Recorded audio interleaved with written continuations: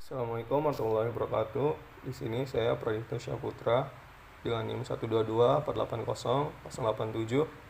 Di sini saya akan mempresentasikan terkait tugas teknologi pengangkat buatan atau artificial lift tentang ESP atau Electric Submersible Pump.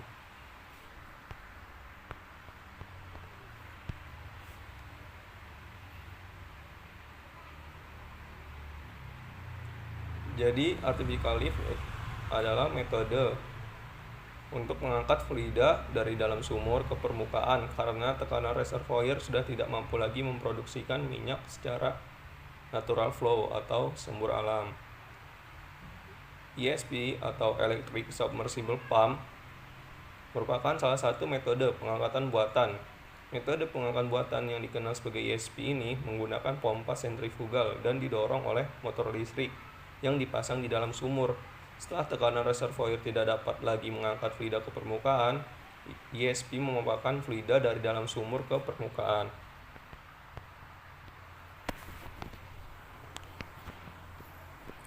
Jadi prinsip kerja ESP ini, cara kerja dari pompa ESP yaitu arus listrik dari transformer dialirkan melalui kabel yang dihubungkan ke pompa, di mana motor listrik atau electrical motor akan mengubah arus listrik menjadi energi mekanik.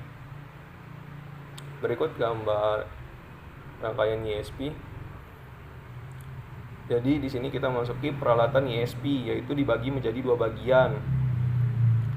Terdapat peralatan di permukaan dan di bawah permukaan. Yang pertama, peralatan di permukaan. Terdapat switchboard yang berfungsi sebagai kontrol alat permukaan untuk melindungi peralatan-peralatan yang berada di bawah permukaan. Berikut ada junction box, tempat atau kotak yang terletak di antara switchboard dan wellhead untuk menghubungkan kabel switchboard dengan kabel dari wellhead.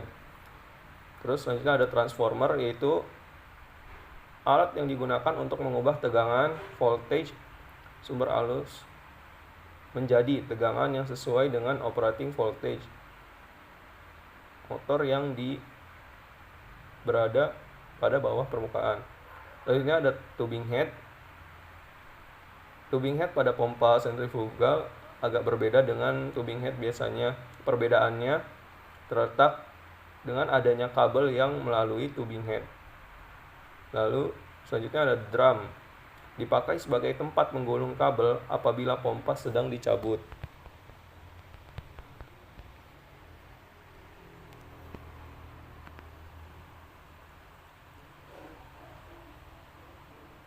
Peralatan di bawah permukaan, yang pertama ada PSI unit, merupakan suatu alat yang mencatat tekanan dan temperatur di dalam sumur. Dibagi menjadi dua, yaitu ada PSI downhole unit dan PSI surface readout. Selanjutnya ada motor listrik yang berfungsi sebagai penggerak pompa. Jadi motor listrik ini dimasukkan ke dalam rumah motor yang diisi dengan minyak motor untuk pendingin dan merupakan isolasi motor terhadap fluida sumur. Selanjutnya ada protektor. Protektor ini dipasang di bawah pompa yang fungsinya menyimpan minyak motor dan minyak pompa, lalu menginginkan terhadap pengembangan pengurutan minyak motor dan minyak pelumas motor, lalu mencegah fluida sumur ke dalam motor dan untuk keseimbangan tekanan dalam motor. Selanjutnya ada pompa, yaitu jenis pompa merupakan pompa multistage dengan masing stage terdiri dari satu impeller dan satu diffuser yang dimasukkan dalam housing atau ruang pompa. Pada impeller terdapat sudut-sudut atau blades yang akan mengalirkan fluida produksi. Lalu ada gas separator intake, yaitu untuk sumur yang GOR-nya tinggi. Jadi GOR ini dapat disambungkan pada pompa untuk memperbaiki efisiensi pompa. Berikut dapat gambar dari PSI dan yang lain-lain. Selanjutnya ada peralatan di bawah permukaan, terdapat kabel, dan selanjutnya ada check valve yang letaknya satu join di atas pompa, berfungsi sebagai bila pompa berhenti bekerja, yaitu sebagai shutdown, Lalu untuk menahan fluida agar tidak keluar dari tubing dan menahan partikel-partikel agar tidak mengendap dalam pompa. Selanjutnya ada bladder valve, dipasang satu join tubing di atas check valve yang berfungsi untuk mengizinkan aliran fluida keluar pada waktu dilaksanakan pencabutan pompa sentrifugal. Selanjutnya ada centralizer yang berfungsi untuk menjaga kedudukan pompa agar tidak bergeser.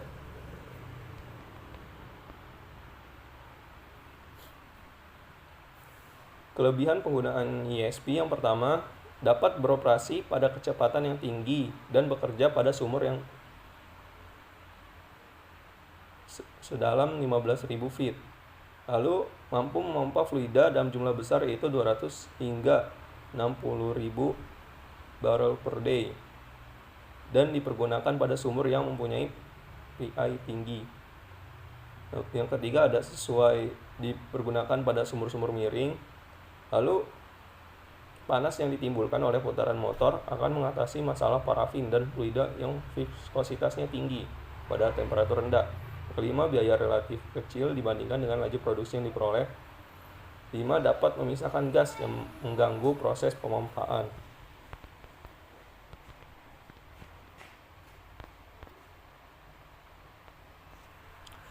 Lalu kekurangan penggunaan ESP yang pertama menimbulkan emulsi yang mengakibatkan perputaran impeller pompa yang tinggi. Kedua, ada kurang baik pada sumur yang memiliki problem kepasiran. 3. Pada sumur produksi dengan reservoir yang tidak kompak, di mana akibat dari pemompaan dengan rate dan kecepatan yang tinggi dapat menyebabkan pasir terlepas dari sedimennya dan masuk ke dalam pompa sehingga pompa mengalami abrasi. Yang keempat, pada sumur yang saturated reservoir atau reservoir jenuh dengan tekanan lapisan di bawah tekanan saturasi, maka gas dalam cairan yang dipompakan bisa menurunkan efisiensi pompa dan bisa terjadi packing. Yang kelima, menimbulkan emulsi yang diakibatkan dari perputaran impeller pompa yang tinggi. Yang keenam, mempercepat terjadinya water cowning. Akibat dari pengompaan dengan rate yang tinggi, maka akan memacu terjadinya water cowning, terutama pada perforasi yang dekat dengan water oil contact.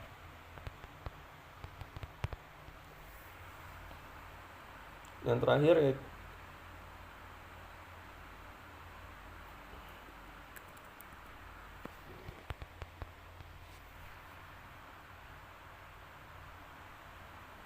kesimpulan. Jadi pompa yang pertama, pompa ESP ini merupakan pompa sentrifugal bawah permukaan dengan multistage atau impeller yang digerakkan oleh suatu motor listrik.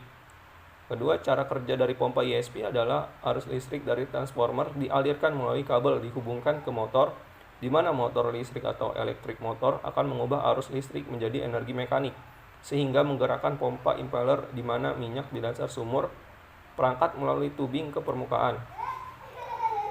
Yang ketiga, ada peralatan di atas permukaan ESP, yaitu ada switchboard, junction box, transformer, dan tubing head serta drum.